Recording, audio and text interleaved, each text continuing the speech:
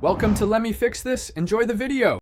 In this video, I will explain how to replace your Subaru Forester rear wiper blade. First, gather your tools: a new wiper blade, a small flathead screwdriver, and a clean cloth. Ensure your vehicle is parked safely on a level surface with the ignition off. Then, gently lift the wiper arm away from the rear window until it locks into its upright service position, ready for the next step. Now, let's remove the old blade. Look for a small tab or clip where the blade connects to the wiper arm. Press or lift this tab to disengage the locking mechanism. With the tab released, carefully slide the old wiper blade straight off the arm.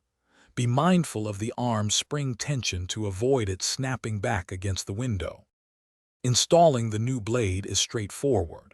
Take your new wiper blade and align its connector with the hook or J-clip on the wiper arm. Slide the new blade onto the arm until you hear a distinct click, indicating it's securely locked. Give the blade a gentle tug to double-check that it is firmly attached and won't accidentally detach during operation.